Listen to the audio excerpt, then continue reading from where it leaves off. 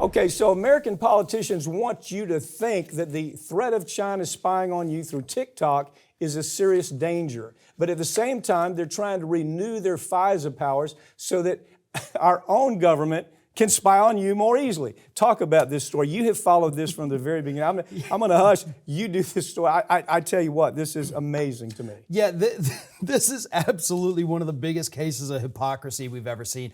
Obviously, following 9/11, we had the sweeping changes to our FISA law here in the United States to where our intelligence agencies can go and do this bulk gathering, phone calls, text messages, emails, computer data, without a warrant. And it expires every couple years. Congress has to renew it.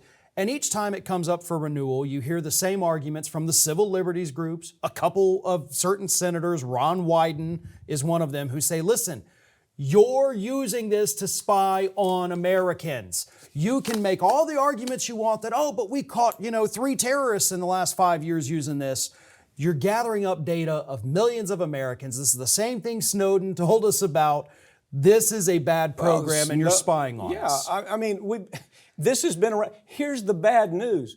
They don't care. Yeah. The American public doesn't care if they're spied on anymore. I don't know. It's like a cultural change that took place, in this country. Assange, they think Assange is some kind of awful guy because he discloses the amount of spying that the U.S. government's doing. Snowden, they say, he sent him to Russia. Who the hell cares? He was disclosing the amount of spying that goes on.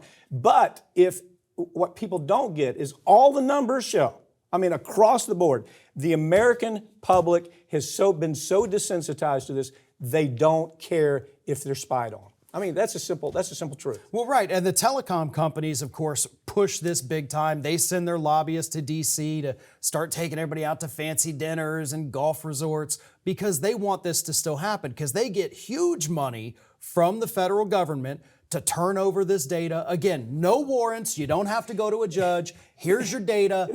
Give me all this money. It's worse than FISA. The other day I was working on the lead to Crossroads, Clapton's Crossroads. I'm just sitting in there playing. I use I've got, I guess I had my phone there. Maybe I got the computer turned on and I'm working on Crossroads. Well, okay, I close everything up, set my guitar down, turn on Pandora. You know the first song that comes up? Crossroads. Now tell me there's not something, what are the chances of that kind of coincidence? And so it's not just FISA. We're being spied on it in every kind of way, and we don't care anymore. Maybe you care. I do care. But most people don't care. Right. We've sat here, we've done stories, recently about your Roomba, your vacuum that is now owned by Amazon, by the way.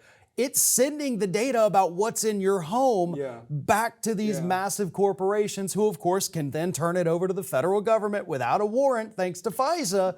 It's all connected, and people don't understand that. Some people are so comfortable that they have, what is the Amazon, what's that thing? Alexa. Alexa. Okay, Alexa runs everything about their house. It turns on their lights. It turns on the television.